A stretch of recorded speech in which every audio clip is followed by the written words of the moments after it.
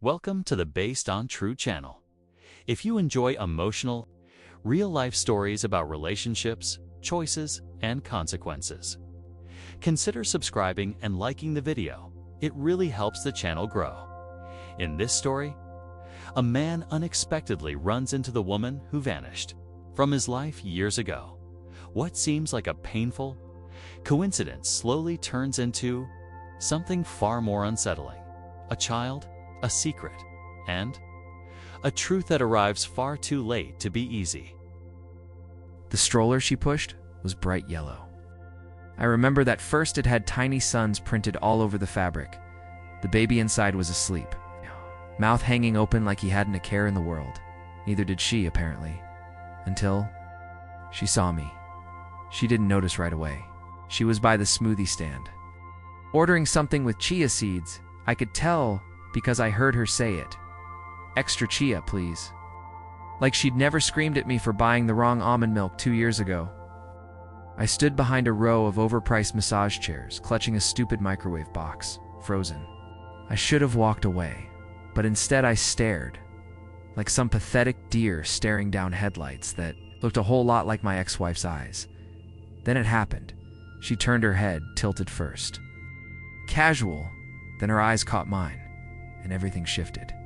I wish I could describe it. The way her lips stopped moving mid-sentence, the way the color drained from her face. So fast, I thought she might faint. She looked like she'd seen a ghost. I felt like one. My hoodie was damp from the rain. I hadn't shaved in a week. My left shoe was untied. Meanwhile, she'd looked like a lifestyle blog. Wavy hair, oversized cardigan, a smile that had just been real, and now twitching into panic. I hadn't seen her in 748 days, yeah? I counted, and there she was, holding the baby she made with him. She said something. I couldn't hear it. My ears were ringing. It might have been L or O, maybe just a breath, but I knew what she was thinking. What is he doing here? I wanted to laugh. What was I doing there? The mall had been our escape on rainy Sundays. The frozen yogurt place was still there, where she used to beg for double matcha. I remembered the exact corner where she once kissed me between the escalators, whispering, "Promise we'll never fall apart." She broke the promise in the middle of a Wednesday afternoon. She hadn't texted, hadn't called, she just disappeared. Left behind a house with 2 toothbrushes, still in the cup, her wedding ring on the coffee table, and a voicemail that began with, "Please don't be mad," and ended with, "I'm not coming back."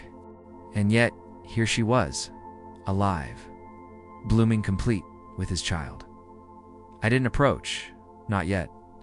I watched her pick up her drink, bounce the baby gently, and glance around nervously, as if I might vanish if she blinked hard enough. But I didn't. I stepped forward. She saw me move. Her body stiffened like I'd drawn a weapon. The baby stirred. The stroller wheel squeaked as she backed an inch. My voice cracked when I finally spoke. Not some clever comeback, not a biting insult, just a single question, soft, flat. "Is that him?" Her eyes glistened. She didn't answer. She didn't need to, because I already knew. Instead, she looked away, suddenly fascinated with a nearby rack of scented candles. The baby, G-U-R-G led. Loud, oblivious, happy while she pretended. My question hadn't sliced through the 2 years of silence between us. I took another step forward. Not because I wanted to intimidate her. I didn't. I just wanted her to look at me properly, like a human, not a mistake. Not a face she outgrew. Her fingers fidgeted with the edge of her smoothie cup. She glanced down at the baby. Her baby as if hoping he'd magically distract me, but he didn't. My eyes were locked on her. My chest felt tight, like I'd swallowed gravel. I repeated the question, slower this time, like maybe she hadn't heard it the first time. "Is that his kid?" I motioned slightly toward the stroller, not trusting myself to say his name. "Curtis, even now." The syllables tasted bitter. She gave the faintest nod, like she was afraid to move her head any more than that. I let out a ridiculous laugh. It wasn't a real laugh, more like something cracked inside me and spilled out through my mouth. A couple passing by turned their heads. Mallory shrank a little into her oversized sweater, clearly wishing the floor would open and swallow her. so I said too loud now. My voice bounced off the tiled walls of the food court. You did it. You've actually built a family with him. I looked down at the kid again. He had her eyes. Huge. Blue. A little too knowing. Guess I was just a warm-up act. Please don't, she said finally. Her voice was thin, worn like an apology that had aged poorly. She still didn't call me by name. Not Elwood. Not even you. Just don't. Like I was a threat. Or worse. An echo. I wanted to scream. I wanted to break something small and meaningless, like a phone charger or a food tray. Instead, I stared at her and asked, "Why'd you do it like that?" She'd leave. No goodbye. No warning. You didn't even tell me in person. Her mouth opened. Nothing came out. She looked genuinely speechless. I'd imagined this moment. So many times in the shower, in traffic, lying awake on my deflated air mattress, I'd have drafted 1,000 perfect lines. None of them prepared me for this silence. My chest ached. I realized I hadn't taken a breath in almost 20 seconds. I didn't think you'd let me go, she finally whispered. You always clung to things.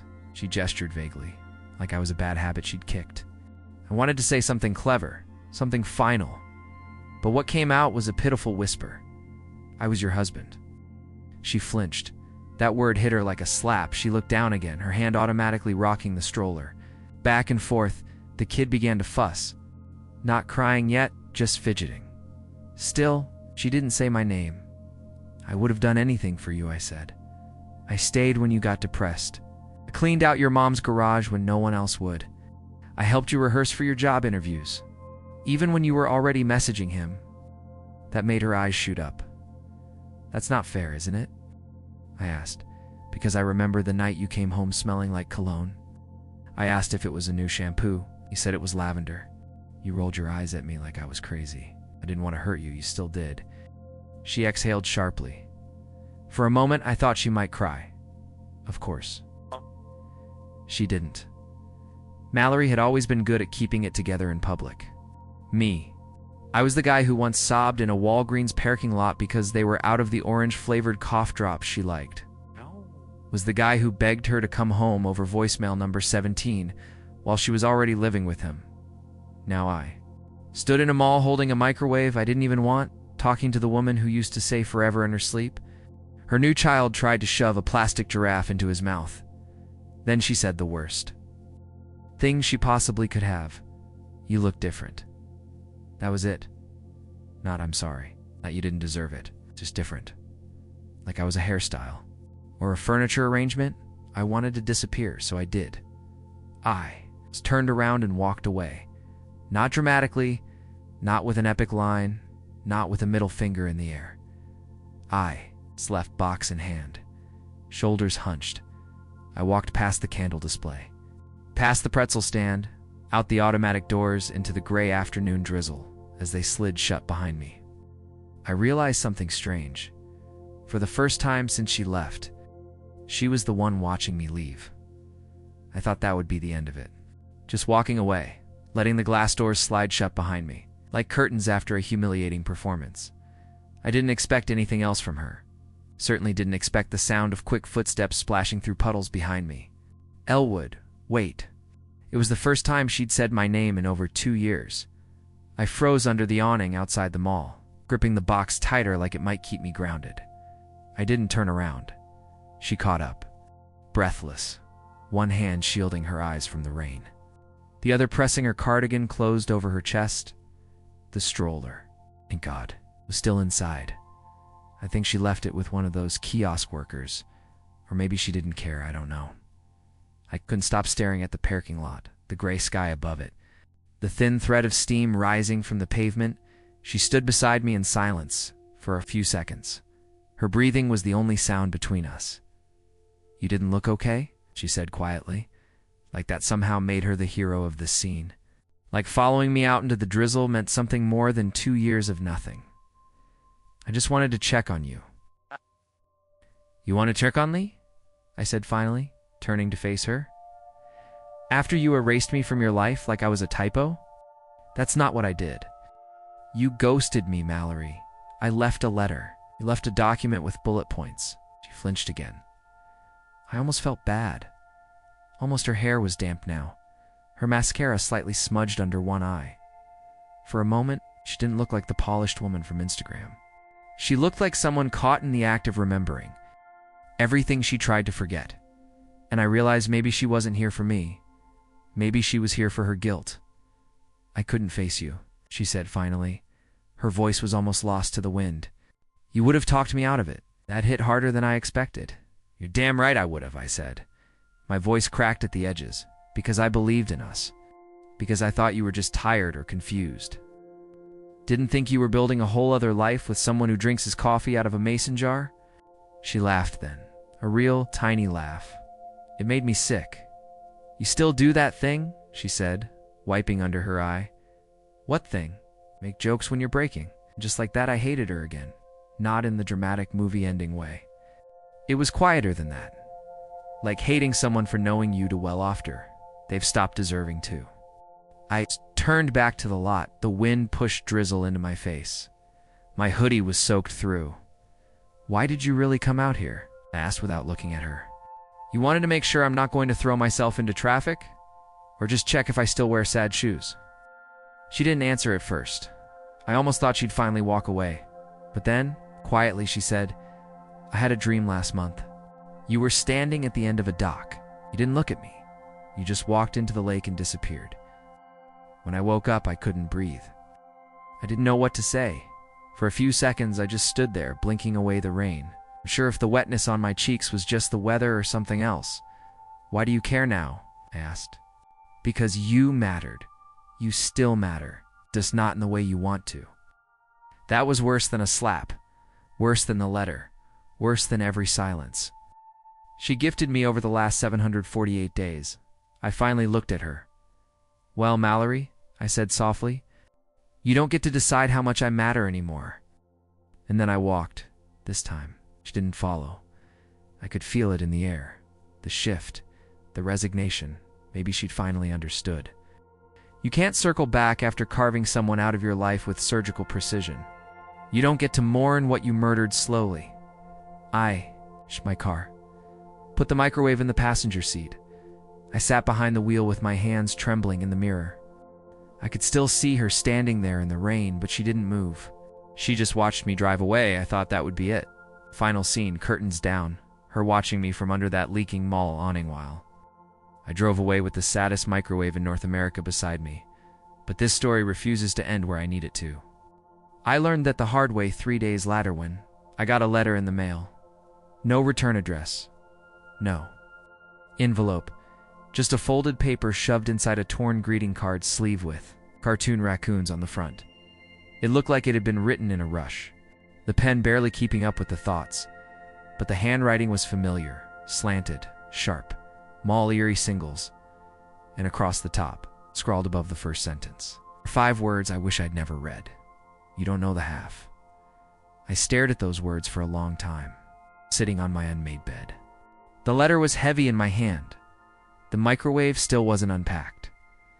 I hadn't eaten anything except dry cereal since the mall. And now she was writing me cryptic notes like this was some sort of treasure hunt or a trap, the first line said. Curtis was never supposed to be permanent. My stomach turned. What was that supposed to mean? A fling? Placeholder? The father of her child was temporary? She went on. She said she didn't mean to get pregnant, that Curtis pushed for the baby, that after the child was born, things weren't what she thought they'd be. His charm, the laughs, the late-night energy. It all fizzled once real life set in. She talked about how he changed, how he started drinking more, how he stopped listening, how he once vanished for 2 days and came back with a black eye and no explanation. Then came the part that made me sit up. I've never told anyone this. She wrote, but when I left you, I was already 3 months pregnant, and I wasn't sure it was his. My hand started shaking so hard the paper crackled. I had to set it down and walk away. I paced the apartment like a trapped animal. 3 months. That would mean there's a real chance, no? No. That couldn't be. I went back to the letter. Curtis didn't ask questions when I told him. He wanted the idea of a child more than the truth. He said if we didn't know for sure, we'd just say it was his, and I was too ashamed to stop him. I wanted to bury it, I convinced myself. It was his, and maybe it is, but I don't know, and now I can't stop wondering. I dropped the letter. I sat on the floor and stared at the fridge. My mind was buzzing with half-formed thoughts. None of them helpful. I remembered the baby. His eyes. Those same deep blues I used to see in the mirror when I actually looked at myself. It wasn't just a meeting at the mall anymore. This wasn't just about her leaving me and replacing me with a cardigan-wearing startup guy. This was about a child. And maybe, just maybe, my child. I picked up the letter again. The rest of it was jumbled. Regrets, guilt. Some line about how she sometimes wonders what would have happened if she'd told me sooner. A closing that said, I'm not asking for anything. I just thought you deserved to know. Deserved to know. I wanted to scream. I deserved a hell of a lot more than this. This torn-up confessionalist in a dollar store raccoon card. But still, couldn't stop thinking about it. That baby. That stroller. That gummy smile. Those eyes. What if I'd walked right past my son? What if Mallory didn't just walk away from me? What if she took my child with her? I didn't sleep that night. Not a single minute. I sat on the edge of my bed in the same clothes I wore to the mall, rereading her letter until the words lost meaning. He might be yours. That line looped in my head like a song I didn't ask for. It wasn't just the betrayal anymore. It was something much deeper. I might have lost a child I never knew I had, and worse. I might have been sleeping under another man's roofer the last 2 years, calling him dad by sunrise. I was pacing the hallway like a lunatic. I pulled out my old laptop, the one with food crumbs under the Keyzone stickers from when Mallory thought she wanted to start a blog. I opened a new tab, paternity test without mother's consent. That search led me down a dark rabbit hole. Forums full of men like me, ghost dads, maybe dads.x, dash husbands, buried under someone else's lie. Most of them said the same thing. Unless you have legal rights. Don't expect cooperation, and don't expect the truth. But I wasn't looking for cooperation. I was looking for closure. I hadn't spoken to Mallory since the letter. I wanted to scream at her. I wanted to cry. I wanted to ask her how long she planned to keep that information hidden. Was she going to wait until he turned 18? Or maybe just never tell me at all? But deep down, I knew why she sent the letter. It wasn't for me. It was to wipe the slate clean, to clear her conscience without facing the consequences. I opened my phone, scrolled through old messages only. I found the number I had once memorized. Her number? I hadn't dialed it since the divorce. Now my thumb hovered over it. I didn't want to hear her voice. I didn't trust what mine would sound like, so I sent a single text. We need to talk face to face. Please don't bring him. Stared at the typing bubble. It came and went. Came and went. Then nothing. I waited 5 minutes 10. I tossed the phone across the couchant, buried my face in my hands. It rang 20. Her voice was quiet, flat, like she was trying not to wake someone else. I'll meet you, she said. Tomorrow, but only for 10 minutes. Hey, this doesn't change anything. But it already had. The next day, we met at a park bench just outside the neighborhood, where we used to live. Neutral territory. She wore sunglasses, even though it was cloudy. She looked tired. Her hair wasn't done. She had a stain on her sleeve. It was the first time in years. She looked imperfect. Strangely, that made her feel real again. I got right to it. I want a test. She didn't answer at first. She just picked at a loose thread on her sleeve and said, I knew you'd say that. She exhaled. What do you want me to do, Elwood? Just take him to a lab and tell Curtis what? Surprise. The kid might not be yours. Curtis doesn't matter, I said. I do. That's not fair. None of this is fair. I spent 2 years grieving a woman woe, never even buried me properly. And now you're telling May might have missed my own son's first steps. First words, "Stop it." Why? Because it hurts. She looked away. Her hand trembled slightly. I could tell she wanted to cry. But again, she didn't. I always hated that about her, that ability to wall off everything. To blink once, smile tightly, and pretend the ground wasn't crumbling beneath her. "I didn't want to destroy anyone's life," she said. "You already did." Silence. Then, just when I thought the conversation was over, she pulled something from her coat pocket. A photo, a small Polaroid. The boy, Cedar, sitting in a sandbox. A plastic dinosaur in one hand. He was looking up at someone. Mid-laugh. His hair was a mess. His cheeks were full. And those eyes, "Tell me they're not yours," she said. For the first time, her voice cracked. I took the photo. I stared at it for a long time, and I felt something break inside. Me, not the grief, not the anger. Something worse, the terrifying hope thought, maybe, just maybe, I still had something left to fight for. "Do the test," I said, and then I got up and walked away, for I lost whatever was left of me. The weight nearly killed me. It took 12 days. 12 long, bone-cracking, nerve-twisting days to get the results. During that time, I couldn't focus on anything. I couldn't work. I couldn't sleep. I couldn't even sit still long enough to finish a sandwich. Every time I closed my eyes, I saw the boy's face. His wide eyes, his round cheeks, his laugh I'd only heard once from a distance. I kept asking myself questions that no one could answer. Would he like dinosaurs? Because I did at his age? Did he sleep on his side like I do? Did he cry at loud noises? Did he even know who I was? When the envelope finally came, I just stared at it for a full hour. It was plain white. Impossibly light. I don't know why. Expected it to weigh more. Maybe because it held the future in it.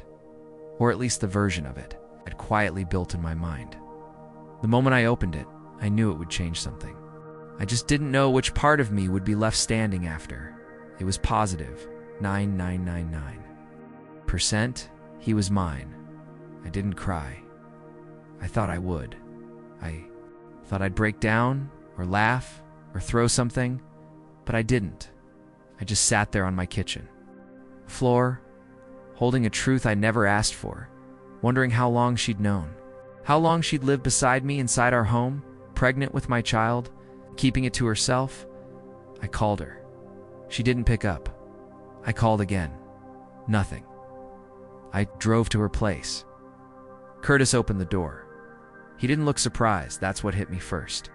He looked resigned, like he'd been expecting this moment to arrive, like a train he couldn't stop. His eyes were duller than the last time. I'd seen him, less smug, more worn out. His jaw was tight. His hair was messy. Like fatherhood hadn't been the romantic dream Instagram filters had promised. "She's not here," he said flatly. "Then you and I are going to talk." I replied. He didn't move, just leaned against the doorframe and crossed his arms. "I know," I blinked. "You know what?" "Said he's yours," he said without even flinching. "I've always known." The silence after that was volcanic. Something inside me snapped. Not violently, just permanently, like a door closing for good. I couldn't understand what he was saying. I needed him to repeat it, to explain it, to admit it wasn't real. But he didn't. He just kept talking. "She told me before he was born, said it might not be mine, but I didn't care. He told her I'd raise him anyway. That if he looked like you, I'd deal with it. You were irrelevant to me." I stepped forward, my fists trembling. "Irrelevant? You mean me? The biological father? You think biology makes you a dad?" He snapped. "Where? Were you when he had a fever at 3 a.m? Where were you when he couldn't sleep unless someone sang to him? You think you can just walk in now and rewrite what's already been written?" She gave him to me. Those words hit like ice in my lungs. I couldn't breathe, couldn't blink, couldn't stand still. He wasn't raising my child by accident. He'd taken him with full knowledge, and she let him. "You could have told me," I said, my voice breaking. "You both could have." "We didn't owe you anything," he cut in coldly. "She left you. You weren't part of the picture anymore." But I should have been, I whispered. Curtis looked me in the eye and said something I'll never forget. Then maybe you should have fought harder, Beffer. She walked out the door. I turned and left. I don't remember walking back to my car. I don't remember driving. I just remember the realization thought. The two of them had built a life on top of a Leon, sealed me out of it like I was the threat.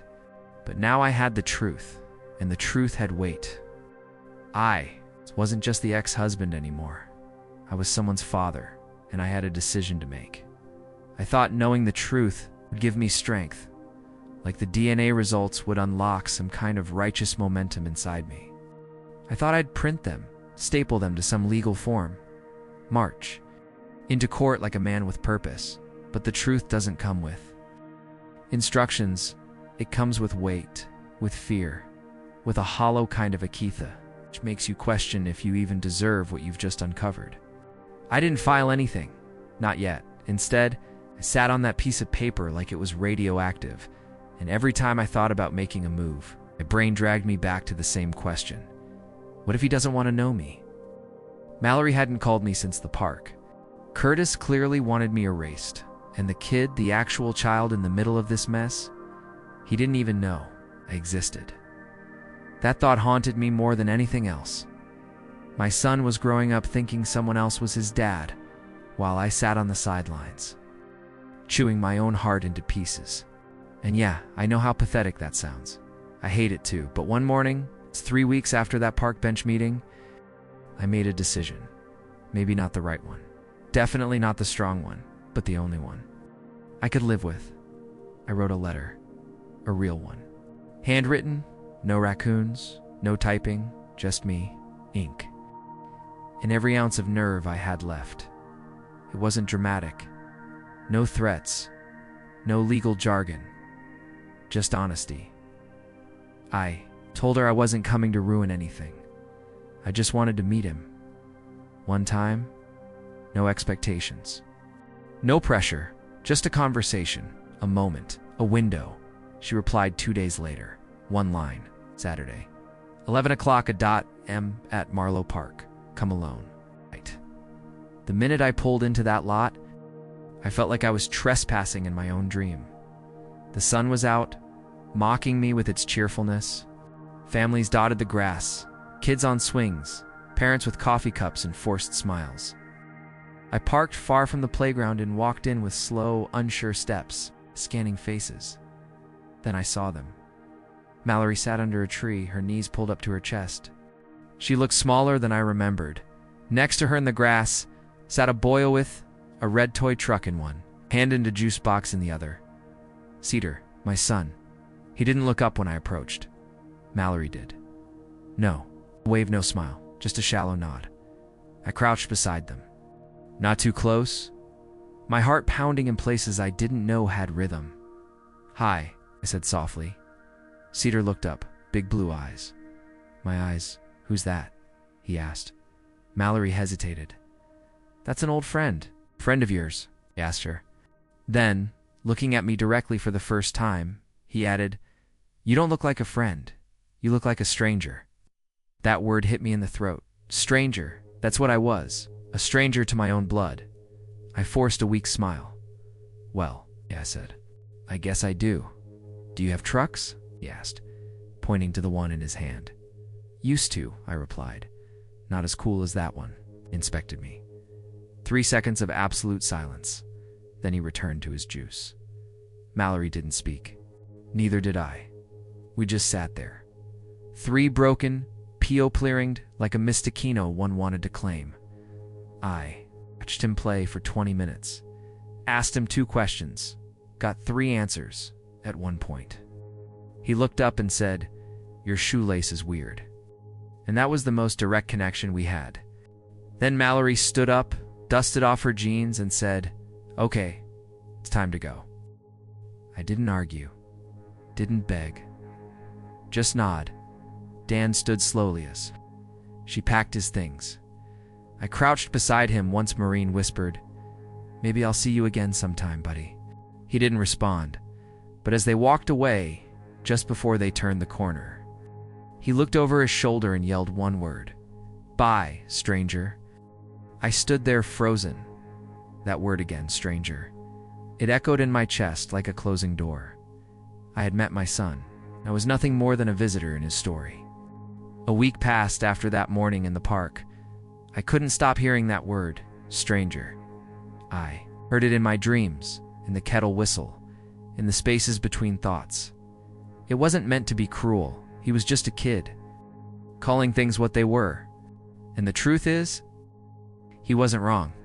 I was a stranger, a ghost that drifted into his sunny world and left a shadow on the grass. But even ghosts remember the way sunlight feels. I didn't reach out again right away. I told myself not to push it. Let her breathe. Let him breathe. I convinced myself that, those 20 minutes watching him push toy wheels through the dirt, it to be enough. But grief isn't always loud. Sometimes it just sits there in your chest. Quiet, heavy, waiting then. 4 days later, my phone buzzed. Mallory, one line. Cedar keeps asking when. The man with the weird shalacesis coming back. I read it over and over, thinking maybe I was misreading it, but I wasn't. That was my invitation. Or at least an opening. So we tried again. Same park. Different spot. I brought him a toy fire truck, red. With working sirens, he lit up when he saw it. Not for me, necessarily, but for the fire truck. And that was enough. He asked me what noise real fire trucks make. I did a stupid, over-the-top impression. He laughed so hard, dropped his juice box on the grass. The second meeting lasted an hour. The third. Almost to by the fourth, he started calling me fire truck guy. I took it. I held on to that nickname like it meant something sacred. Because in a way, it did. I was no longer a stranger. I was a thing, a part of his vocabulary, his memory, his... Saturday, that was more than I had any right to expect. Curtis didn't like it. I saw it in his face one day when he came to pick Cedar up. We didn't speak. We just nodded. Civil, careful, like two men holding opposite ends, a very fragile thread. I could see the uncertainty in his eyes, maybe even fear. But I didn't come for revenge. I didn't want to destroy his role. I just wanted my own. And surprisingly, Mallory understood that. She began inviting me to more than just the park, play centers, story time, a science. Museum. Cedar liked rockets. He liked ketchup on everything. He hated loud toilets and loved bubble wrap every week. I learned something new about him, and every week I feared it would all get taken away. But it didn't, unevenly, like something planted too late in the season, but determined to bloom anyway. And one afternoon, while we were sitting on the floor of a bookstore, flipping through a picture book about sea turtles, he leaned against my arm and said softly, without even looking up, "You feel like a dad." I didn't respond right away. I couldn't. My throat closed. My heart dropped. I blinked too fast and hoped he didn't notice. But he did. "Are you crying?" he asked. No," I coughed. "I'm allergic to turtle books." He laughed, shook his head like I was ridiculous, and kept reading. That moment, that single sentence, it stitched something inside. Method I thought would always stay torn. We're still figuring it out. There's no rule book for this kind of thing. I don't know what to call our arrangement. I don't know what the future holds. Asterisk, but now. When he sees me walking up the sidewalk, he doesn't say stranger. He runs at me full speed, arms wide, shouting something else entirely. Daddy. And every single time I catch him,